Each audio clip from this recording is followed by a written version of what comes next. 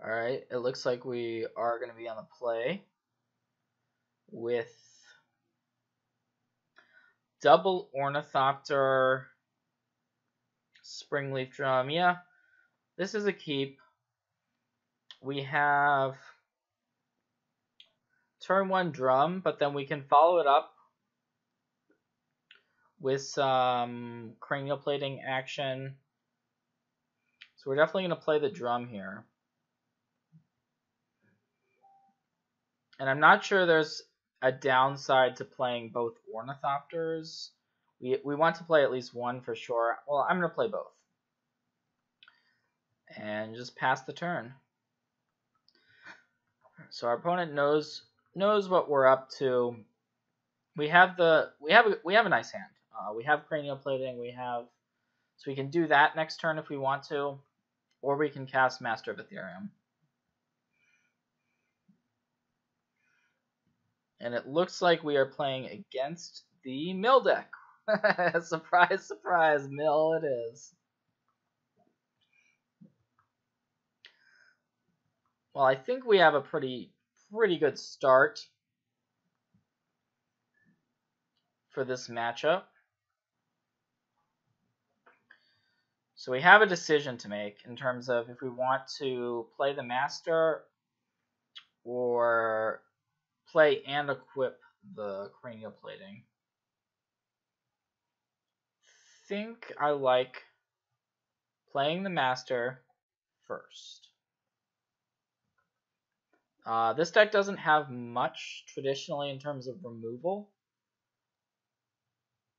I'm not sure if it normally plays Fatal Pushes, but in any case, this allows us to get through damage immediately with the Ornithopter. We get him for 1. And then we have the Master as an attacker for next turn, which can be valuable as well. Because our opponent, the Hedron Crab is valuable, and if our opponent is blocking with it on our Master, that's probably good. Although there's a second one. So this could be a fetch land coming, which would be that would be optimal from our opponent's point of view to have a fetch land, because that would actually be a mill of 12 rather than 6. But it looks like just a basic land, which is pretty good news. Could have been worse, I should say. One nice thing about our deck is we're not really searching for things. So the traps, the blue traps that mill 13, I believe it is. Okay, so our opponent's going for a surgical on Arcbound Ravager, which is a smart idea. But they're gonna see the bad news, which from their perspective, which is that we have a plating lined up for next turn. That does mean that not only are all of our Ravagers gone, though, our opponent essentially mills an additional 3 cards out of our deck by taking away those Arcbound Ravagers. But I have a feeling this is just going to be a little bit too slow what our opponent's doing, because... So what we're going to do is play the Cranial Plating and equip.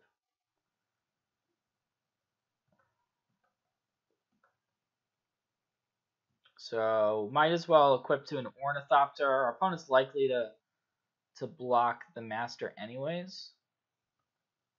And this is a little neat trick that I'm going to do is so this is the Ornithopter we just played. So we can make one of our lands into an artifact, and that's going to be more damage in the air that we're able to deal. So even if our opponent's in a really bad spot, not knowing what's in their hand. I guess there are cards like Crypt Incursion that gain life out of this deck, out of the mill deck. it seems unlikely that we just get milled out on the next turn. Seems even more unlikely now that one of the Hedron crabs is gone. I mean, I guess there's scenarios where our opponent goes like fetch land, mill 12, you know, and then we're down to 30 cards, but I'm not sure there's a good way of closing from there. So the Field of Ruin is pretty good in that it can disrupt our mainlands. Oh, wow. Okay, so this is Ensnaring Bridge. That is theoretically a problem, but our opponent still has 3 cards in hand, so it's not... I don't think it's going to be enough.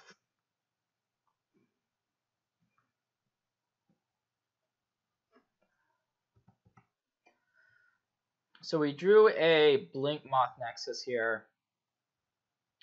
What we can do, though, is we can instant speed equip the Cranial Plating. And so that should be lethal, because we have 3 attackers here. So, yep, with the instant speed equip, we don't need to be able to attack with the Master of Ethereum at all. We can simply attack with these, and then we have double black. So we have to make double black, but we have the ability to do that with the drum and the spire. So, yep, that should be lethal through the bridge. Now, if our opponent had 0 cards in hand, we wouldn't actually be able to attack with those Ornithopters. So that would be very bad for us. But as is, that worked out pretty well. I'm not sure what the best sideboard plan is here. So I think Wear Tear is probably good against cards like the Mesmeric Orb, potentially Fraying Sanity, and Ensnaring Bridge. Spell Pierce as just a general counterspell also seems like it could be useful. I don't think we want Welding Jar, because I don't really expect too much in the way of removal spells. So we can cut those. Do we want some Graveyard Disruption? Possibly. Possibly shave some of the Ornithopters. Master of Ethereum seems better than Etch Champion in this matchup. Champion... Maybe because we saw Ensnaring Bridge, we do want these Ancient Grudges. Because we also could see Mesmeric Orb as well. Ray of Revelation, Dispatch. I think we want the Galvanic Blast because they can kill off something like a Hedron Crab or go to the face. So let's try this. We need to be quick. That was a very fast hand. Our last hand, it was a very good hand. It was fast. This one also looks pretty solid. Looks like another turn 2 Cranial Plating option. Last game, of course, we did not play the Cranial Plating on turn 2 because we had the Master of Ethereum. Certainly an easy keep.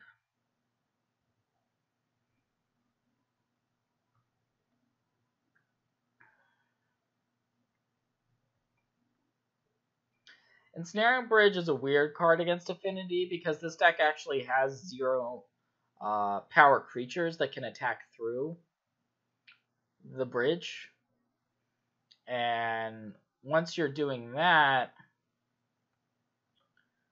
then you can, after attacks, as we did in the last game,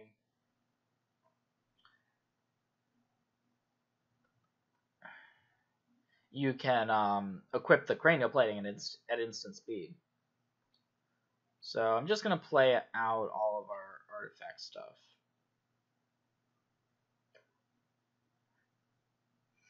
Okay, Spell Pierce on Mox Opal. Could have been that I shouldn't have sequenced it that way exactly. On the other hand, this might mean that we get to resolve the cranial plating. Depending on what our opponent has in hand, that sequence is either good or bad for us. And it's hard to tell. If our opponent plays a Mesmeric Orb, it's bad for us because we don't have red mana anymore. However, yeah, so we didn't have to play the Mox Opal that turn, but I guess we'll just see how this turn goes.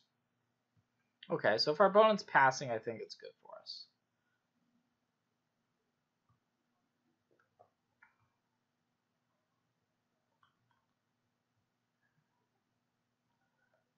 Not the fastest clock at 2 a turn.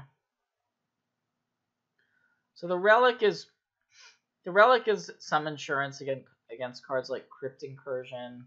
There's normally some graveyard stuff. I mean, this isn't a deck. The mill deck is a deck I've played against a couple times, but not a ton. Not to say that it's not a real deck, because it is. And we'll see if our opponent has another counterspell in this spot. Wow, okay, so double Spell Pierce. So I guess in either case they were going to use the Spell Pierces. I'm not sure how good Spell Pierce actually normally is against Affinity. Not normally a card people side in this matchup, but that being said, was pretty good in this instance. The Ghost Quarter is also pretty annoying considering we already have a basic land in hand. So, opponents done enough so far to thwart our progress. And in that bridge, we have the answer, but we don't have the mana for it yet.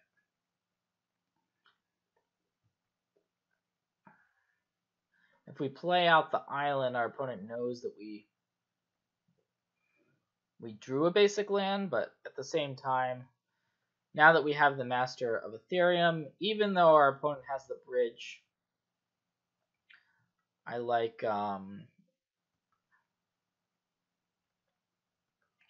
getting that Master of Ethereum into play for sure. So this time our opponent is on the play, and so they are likely to be able to dump some more of their hand out and make the Ensnaring Bridge better.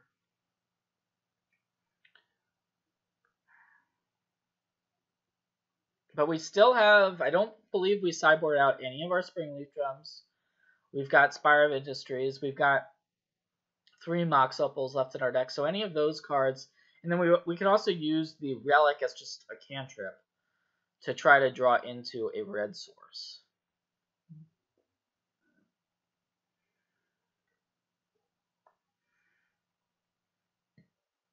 So we'll see if our opponent wants to, now that they've seen the island, gamble that we don't have a second basic. All right, this is interesting. So our opponent's returning Oboro, Palace of the Clouds, to their hand. Okay, so that's going to turn on Fatal Push. That makes sense. And now possibly a follow-up play. Okay, no follow-up play.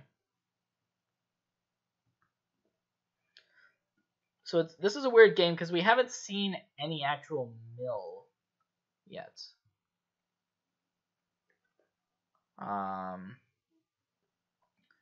We have the Relic of Progenitus. Our opponent has this Ghost Quarter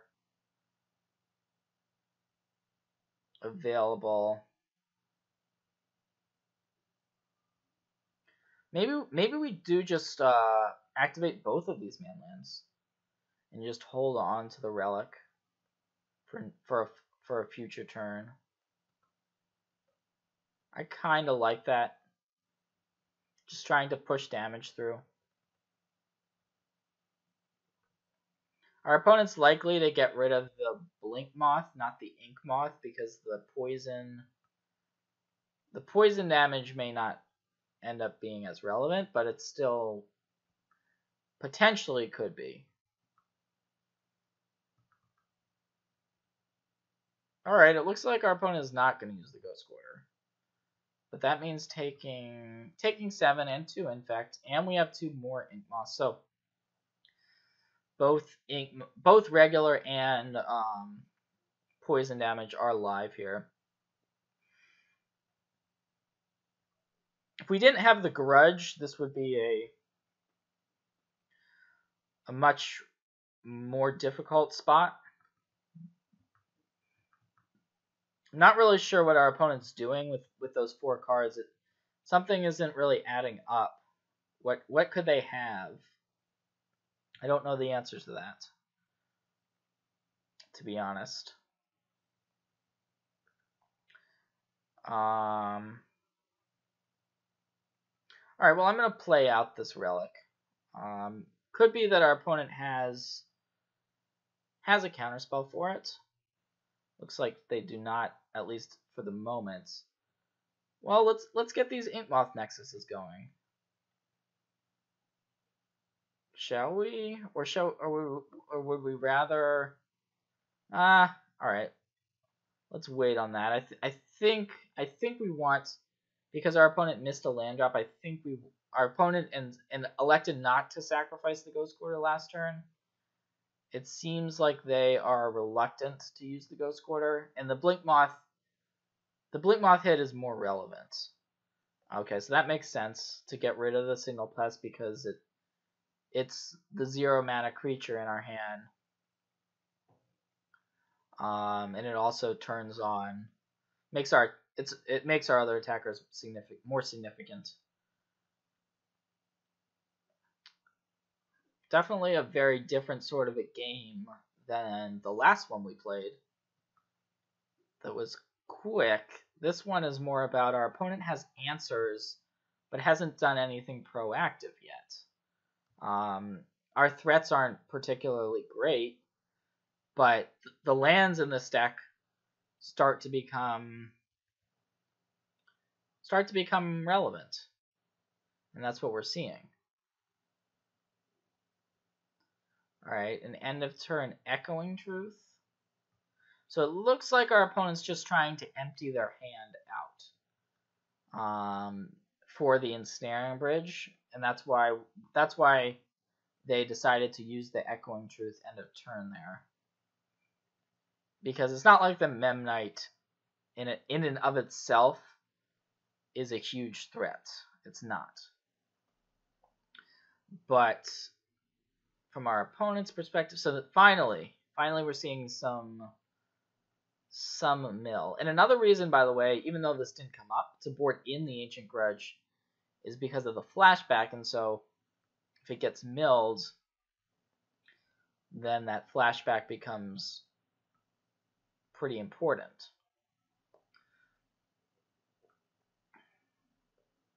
Alright, so now we have a Spell Pierce. So our opponent played a couple Spell Pierces. Now we have one, so it looks like it's going to be a game full of Spell Pierces. 2 cards for our opponent. Well, we know we're going to get the Memnite into play. Now, do we want to crack the Relic? I think we do. I think we're looking for action or a green source. So let's crack it.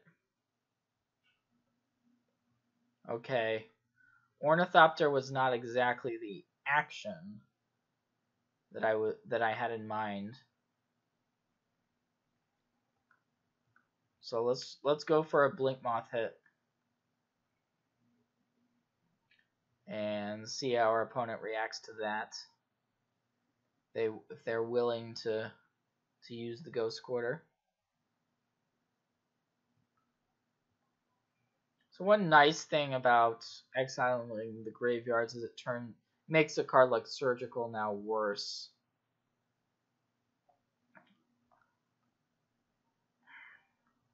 And the reason why I didn't activate the Inkmoth is to hold up Spell Pierce.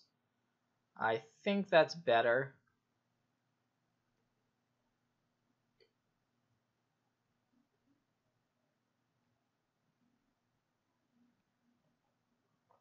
And we can still look at these cards. So we know we milled over a Mox Opal, one Mox Opal. So we have plenty of green sources still left in our deck at this stage. Our opponent still has those 3 cards.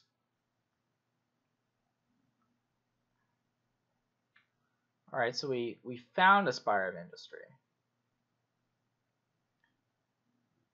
So we can't actually threaten lethal damage yet.